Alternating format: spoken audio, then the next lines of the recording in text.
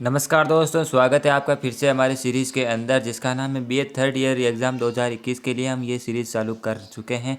Geography second paper के लिए आज वीडियो लेकर आ चुका हूँ जो है भारत का भूगोल। ठीक है, और जो आज का हमारा टॉपिक रहने वाला है वो रहने वाला है हिमालय के बारे में। ठीक है, अगर आप ये पूरा वीडियो देख लेते हैं या अगर आप इसको स्पीड करके भी इस वीडियो को देख लेते हैं तो आपका जो 1 नंबर का प्रश्न आता है वो भी सही हो जाएगा, लघुत्तरात्मक प्रश्न आता है वो भी सही हो जाएगा और निबंधात्मक आएगा तो उस पक्का वो आप सही हो जाएगा। ठीक है, आपको ये एक बार पीडीएफ ज़रूर देख के जाना है एग्जाम से पहले, अगर आपके ये प्रश्न हिमालय से रिलेटेड आ जाए। ठीक है, तो आपको 50% पेपर अटेंड करना है इस बार, तो आपको इसमें से देख के तो जाना ही है और आपको ज़्यादा से ज़्यादा अच्छी चीज़ें लिख लेनी है एग्ज़ाम के अंदर। ठीक है, वीडियो को पास्ट कर लीजिए। अगर आपको वीडियो बड़ा लग रहा है तो यूट्यूब पर 3 डॉट्स यहाँ पे आते हैं तो उस पर आप स्पीड फास्ट कर सकते हैं। तो चलिए शुरू करते हैं बिना देरी के। इसकी जो पीडीएफ है आप टेलीग्राम से डाउनलोड कर सकते हैं। ठीक है, हमारे टेलीग्राम की लिंक डिस्क्रिप्शन में है और यूट्यूब पर आप चैनल को सब्सक्राइब कर सकते हैं। तो आज का हमारा प्रश्न रहने वाला है हिमालय से संबंधित कि हिमालय की उत्पत्ति और संरचना के विकास पर एक निबंध लिखिए। ठीक है, और जो इसको अथवा में अगर ऐसा पूछा जा सकता है कि भारत को भौतिक विभागों में विभक्त कीजिए तथा उत्तरी पर्वतीय प्रदेश के विस्तार पूर्वक वर्णन कीजिए। उत्तरी पर्वतीय प्रदेश का मतलब हिमालय ही होता है। और इसको अथवा में ऐसे भी पूछा जा सकता है कि भारत को भौतिक विभागों में विभक्त कीजिए और किसी एक को विस्तार से व्याख्या कीजिए। किसी एक क्या, हम सभी की करेंगे इस पीडीएफ में हम। ठीक है, आपको इस पीडीएफ टेलीग्राम पर मिल जाएगी। तो ये मैप है आपके सामने जिसमें हमें पूछा गया है जो ये हिमालय है, इस हिमालय के बारे में हमें विस्तार से चर्चा करनी है। और अगर इसके अलावा हमें उत्तर जो भारत का विशाल मैदान है इसकी और साथ में कुछ नदियों की भी हम चर्चा कर लेते हैं ताकि इनमें से कोई भी प्रश्न आपका छूटे ना। ठीक है, चलिए शुरू करते हैं। तो इसमें जो हम बात करते हैं भौतिक स्वरूप की दृष्टि से भारत एक विशाल भूखंड है जिसका धरातल सभी भागों में समान नहीं है, अलग अलग है। कहीं पठार है, कहीं मैदान है, कहीं थार है, कहीं पर जो पर्वत है, ऐसे। ठीक है, अलग अलग भागों में इसमें कहीं तो ऊंचा ऊंचा गगनचुंबी पर्वत पाए जाते हैं और कहीं कहीं विस्तृत मैदान, तो कहीं पर कठोर भूमि वाले पठार पाए जाते हैं। पठार जो होते हैं, जो पर्वत जो नहीं होते वो पठार होते हैं। 1000 मीटर से ऊंचा जो भाग होता है उसको क्या कहते हैं, पठार कहते हैं। ठीक है, तो जो पठार है वो 10.7% पर्वतीय प्रदेश है। समुद्री धरातल से 27.3% पठारी क्षेत्र है जो 305 से 915 मीटर तक लगभग ऊंचे हैं और 43% से 2125 मीटर जो ऊंचे हैं। 18.7%, ये कुछ डाटा है जो आप चाहे तो लिख सकते हैं एग्जाम में। मुझे लगता नहीं है इतना एग्जाम में याद रहेगा आपको। ठीक है, तो आपको ऐसा लिख लेना है, कहीं ऊंचे पठार हैं, कहीं पर नीचे पठार है, दक्षिण में ऐसा वैसा। ठीक है, ताकि आपके एग्जामिनर है जो उसको ये ना लगे कि आपको कुछ आता नहीं है, आपने कुछ पढ़ा नहीं है। ठीक है, मैं आपको ये नहीं कहता कि आपको ये सारा का सारा निबंध रट के जाना है, रट के नहीं जाना, आपको समझ के जाना है और कुछ ऐसी ऐसी चीज़ें लिख लेनी है ताकि उसको जो है आप पर डाउट ना हो कि ये बच्चा पढ़ने वाला है या नहीं पढ़ने वाला है। ठीक है, ताकि वो अच्छे से नंबर दे सके। तो भारत के भौतिक विभाग हम डायरेक्ट इस पर चर्चा करते हैं। तो भारत के भौतिक विभाग निम्नलिखित है। कौन कौन से भौतिक विभाग है? एक तो उत्तरी पर्वतीय प्रदेश या पहाड़ी प्रदेश जिसे हम हिमालय कहते हैं, जो भारत की उत्तरी और पूर्वी सीमा निर्धारित करता है। पूर्वी सीमा यहाँ से, जो भारत की उत्तरी सीमा ये चीन वगैरह से, और पूर्वी सीमा भी यहाँ से जो म्यांमार वगैरह से। ठीक है, बांग्लादेश से एक। और सतलज, गंगा और ब्रह्मपुत्र का मैदान ये दूसरा भाग है। या उत्तरी का विशाल मैदान जो सतलज नदी की घाटी से लगाकर असम की ब्रह्मपुत्र की घाटी तक फैला हुआ है, ये कौन सा है? जो मैदान है उत्तर का मैदान। ठीक है, और तीसरा है जो दक्षिण का पठार और चौथा तटीय प्रदेश। ठीक है, ये 4 भाग है भारत के भौतिक विभाग। राजस्थान के भी 4 विभाग है, वो हम कभी नेक्स्ट अगले वीडियो में अगर आप इंटरेस्टेड है तो चर्चा करेंगे, देख लेना। तो ये मेरा जो मैंने हमने मैप लगाया है जो भारत के भौतिक विभाग है। ठीक है, अब यहाँ पे आप मैप में इसको समझ सकते हैं और आप इसको अगर समझ गए तो आप पूरी व्याख्या कर सकते हैं इस हिमालय पर्वत श्रेणी की और भारत के भौतिक विभागों की। ठीक है, तो यहाँ पे ये जम्मू कश्मीर से इस तरफ से लेकर ये जो है, ये जो आपको ब्लू ब्लू दिख रहा है, ये जो भाग है वो है हिमालय का भाग। ठीक है, कुछ भाग ऐसे है हिमालय वैसे तो जहाँ पे हमारे इंडिया के अंदर जम्मू कश्मीर, हिमाचल प्रदेश, कुछ भाग देहरादून में और कुछ भाग सिक्किम में और ज़्यादातर भाग हिमाचल प्रदेश में, ये हिमालय का भाग है। ठीक है, और यहाँ पे जो ऊंची चोटियाँ हैं, कौन कौन सी चोटियाँ आती है हिमालय में, हिमालय का कितने भाग है, वो सारी चीज़ें हम आगे देखने वाले हैं। और जो दूसरा भौतिक विभाग है भारत का, वो ये देखिए, ये जो है विशाल मैदान है, जो नदियों द्वारा विशाल मैदान निर्मित होता है, जो घाटियों, नदी घाटियों से। ठीक है, यहाँ पे जो अलग अलग नदियाँ बहती है उससे जो समतल विशाल मैदान है। ठीक है, ये तीसरा विशाल मैदान है। कौन कौन से इलाका है आप मैप में देख सकते हैं। और ये तीसरे जो ये भाग आ रहा है पीला पीला वाला, ये जो है पठारी भाग है। ठीक है, या आप कह सकते हैं इसको पहाड़ी भाग। ठीक है, तो ये भारत का जो तीसरा भौतिक विभाग है पठारी भाग, ये राजस्थान में अरावली पर्वत वाले भाग है। और यहाँ पे जो है वो दक्कन का पठार और मालवा का पठार, ऐसे जो पठार होते हैं भारत के अंदर, वो पठारी भाग है, ठीक है। और ये जो चौथा ये भाग एक देख रहे हैं, इसको ये 5वां विभाग मानते हैं वैसे तो, जो थार का मरुस्थल है, मगर ये अभी जो है भौतिक विभाग के अंदर कंसिडर नहीं किया जाता है। कुछ विद्वान इसको 5वां भौतिक विभाग मानते हैं, लेकिन जो चौथा विभाग है वो ये पे जो तटीय प्रदेश है, ये वाला जो मतलब समुद्र के किनारे वाला है, ये तटीय प्रदेश है, ठीक है। ये चौथा विभाग है भारत का। तो यहाँ पे आप इसको मैप के अंदर अगर आप ये समझ लेते हैं, इस मैप को कंटेस्ट याद कर लेते हैं, तो आपको अच्छा खासा बेनिफिट मिल जाता है एग्जाम के अंदर वर्गीकरण से समझ, ठीक है। तो जैसा मैंने बताया, कुछ विद्वान थार मरुस्थल को 5वां विभाग मानते हैं, लेकिन अभी तक 5वां विभाग जो है भौतिक विभाग नहीं है भारत का थार का मरुस्थल, ठीक है। तो चलिए हम एक एक को देखते हैं। स्पीड फास्ट कर लीजिएगा अगर आपको बोरियत हो रही है, वीडियो लंबा लग रहा है तो। उत्तरी पर्वतीय प्रदेश या पहाड़ी प्रदेश, ये पहला विभाग है। तो इसको एक बार हम ब्रुश छोटा कर लेते हैं ताकि अच्छे से हम यहाँ पे समझ पाएँ। तो यह उत्तरी, सॉरी फॉर डिस्टर्बेंस, फ़ोन आ गया था बीच में। तो यहाँ पे जो पहला विभाग उत्तरी पर्वतीय प्रदेश पहाड़ी प्रदेश है, ये उत्तरी हिमालय वृत्त चाप के रूप में पूर्व पश्चिम 2400 किलोमीटर की लंबाई में आरान कोहिमा पर्वत में बलूचिस्तान से फैला हुआ है। यानी हिमालय पर्वत की जो कुल लंबाई है बलूचिस्तान से लेकर जो यहाँ तक अरुणाचल प्रदेश तक जो फैली हुई है, वो लगभग 2400 किलोमीटर के आसपास मानी गई है। और ये भारत को उत्तर पश्चिम का मतलब है यहाँ से उत्तर पश्चिम और उत्तर पूर्व की ओर से घेरता है, ठीक है। उत्तर और उत्तर पश्चिम की ओर ये जो पूरा भारत का जो तीनों दिशा हैं उसकी तरफ से घेरता है, इसलिए भारत को क्या कहते हैं, लघु महाद्वीप भी कहा जाता है। ये एक विशेषता है। अगर लघु महाद्वीप वाला प्रश्न आ जाए तो ये उसकी एक विशेषता है कि तीनों ओर से वो पर्वतों से घिरा है, ठीक है। इन पर्वतीय प्रदेशों की चौड़ाई जो 150 से 400 किलोमीटर के बीच है। ये तो लंबाई तो आपको मैंने 2400 किलोमीटर लगभग बता दी, और जो चौड़ाई है इनकी, यहाँ से मान लीजिए ये इतना चौड़ा है, तो ये कितनी है, 150 से 400। जरूरी नहीं है कि यहाँ पे 400 है, यहाँ पे कहीं पे 150, कहीं पे 300, कहीं पे, ठीक है। ये इनके बीच के अंदर है। और ऊंचाई 6000 मीटर है, औसत ऊंचाई, ठीक है। लगभग ऊंचाई कितनी है इसकी, 6000 मीटर, जो लगभग 5 लाख वर्ग किलोमीटर के क्षेत्र में विस्तृत है। हिमालय का कुल क्षेत्रफल आपको पूछ ले तो 5 लाख वर्ग मीटर के क्षेत्र के अंदर, ठीक है। तो ये आप डाटा याद रखेंगे कि तो अगले एग्जामिनर है जो खुश होगा और वो ये सोचेगा कि बच्चा पढ़ के आया वास्तव में।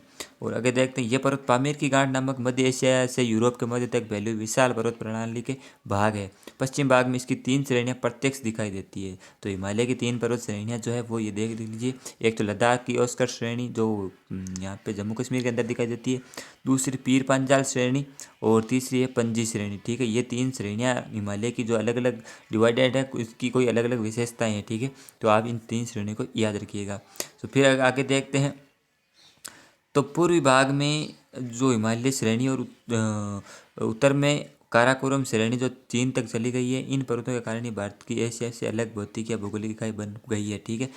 एशिया से अलग इकाई कैसे बन गई है कि जो भारत का उत्तरी भाग है वो पूरा हिमालय से जो है आच्छादित है, और वो भारत को मतलब एक सुरक्षा की तरह, सुरक्षा कवच की तरह रक्षा करता है। तो फिर आगे देखते हैं हिमालय की उत्पत्ति की। हिमालय की उत्पत्ति आखिर कैसे हुई, कब हुई, ठीक है। तो हिमालय की उत्पत्ति से संबंधित ये सब देखते हैं, कई बार एग्जाम में पूछा जाता है डायरेक्ट क्वेश्चन। तो हिमालय का उद्भव एवं विकास की एक अभूतपूर्व यात्रा है। कैसे, तो 33 सागर के पेंदे से अंगारा लैंड और गोंडवाना लैंड से प्राप्त तल तटों के जमाव से प्रारंभ होकर आंतरिक पर्वत निर्माणकारी हलचलों द्वारा नवीनतम मोड़दार श्रेणियों के रूप में इनका समुद्र के गर्भ में जन्म हुआ है।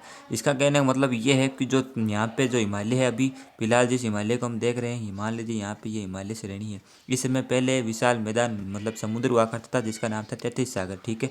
तो 33 सागर जो यहाँ पे था, तो यहाँ जो भारत का जो एक भूगोल के अंदर लैंड होते हैं, जो गोंडवाना लैंड था, वो खिसकता यहाँ पे आया और अंगारा लैंड से जा टकरा गया। तो अंगारा लैंड और जो गोंडवाना लैंड वो टकरा गए, तो यहाँ पे जो ज़मीन के अंदर का लावा वगैरह जो होती है, जो विशाल जो लावा वगैरह होता है, वो ऊपर आ गया, और इस प्रकार जो है हिमालय की जो है एक निर्माण शुरू हो गया, ठीक है। और ये लगभग अभी का नहीं है, 11 करोड़ वर्ष पूर्व से शुरू हुआ था हिमालय का वर्ष, और अभी भी ये इसकी ऊंचाई लगभग बढ़ रही है, मतलब हर साल कुछ ना कुछ इंच के रूप में, ठीक है।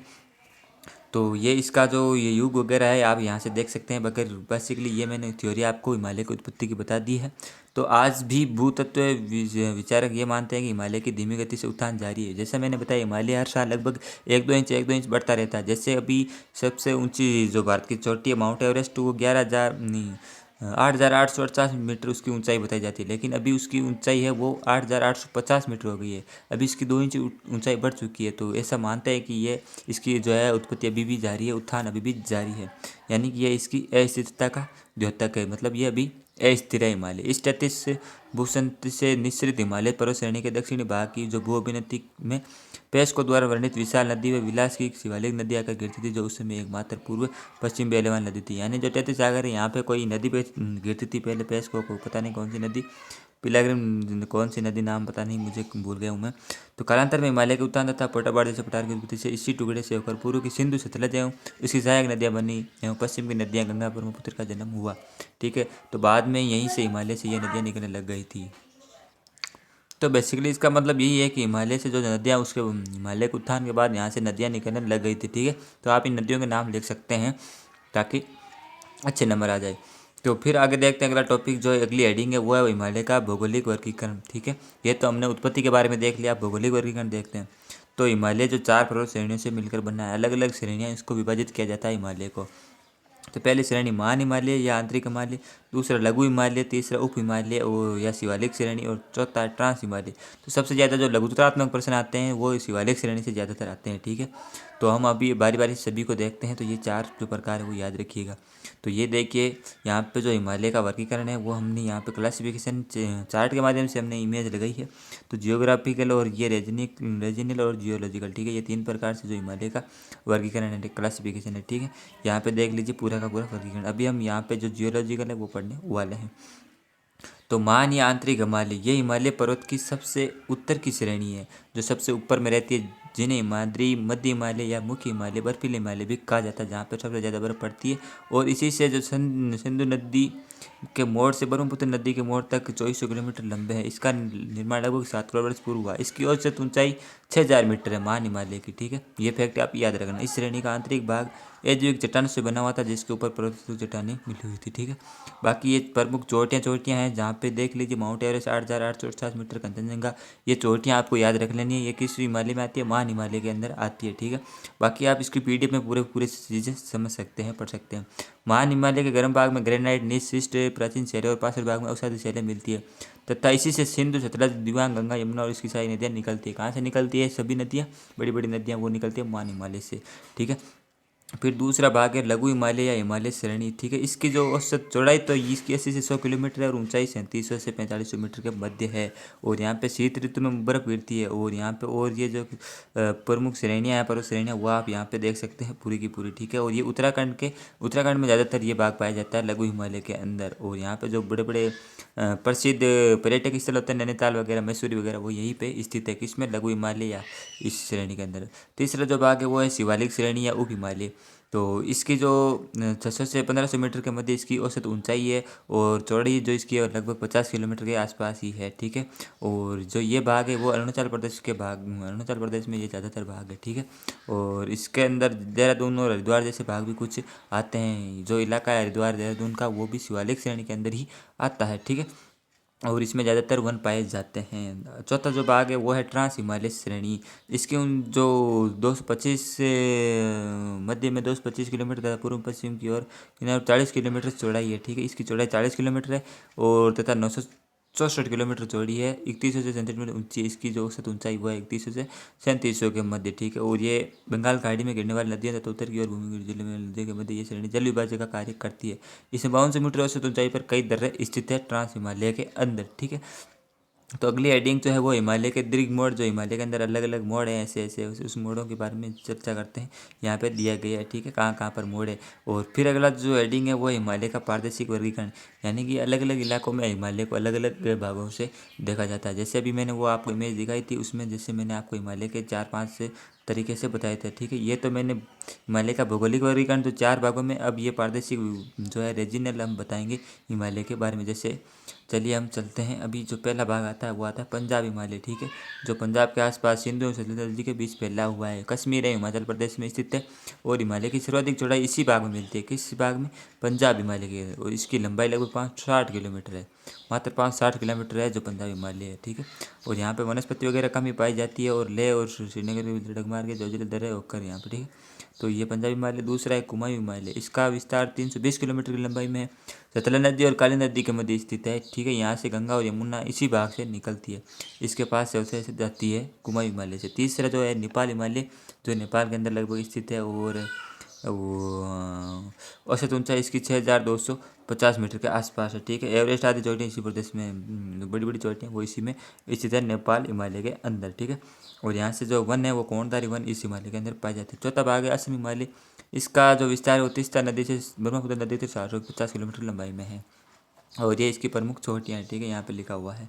अब हिमालय की जो नदियाँ निकलती है वो कौन कौन सी है, तो हिमालय पर छोटे छोटे हिमनद पाए जाते हैं जिनमें कोरकोम हिमनद विश्वविख्यात है, जिसमें विभिन्न हिमनद की ऊंचाई आकार है। ठीक है, यहाँ से पढ़ ले। हिमालय से कुल जो है मुख्य रूप से 290 नदियाँ निकलती है। सबसे छोटी बड़ी, सबसे बड़ी बड़ी जो नदियाँ हम जानते हैं जिनको ब्रह्मपुत्र गंगा सिंधु नदियों की प्रणाली से, यहाँ की नदियों की कई विशेषताएँ हैं। ठीक है, ये विशेषताएं आपको नहीं पढ़नी है। अभी तो हमने हिमालय के बारे में सब कुछ देख लिया। वीडियो काफ़ी लंबा हो गया है, वो अब आपने वीडियो पूरा देखा होगा और इसमें से जो भी प्रश्न बनेगा आपका अच्छा से अच्छा कवर हो जाएगा।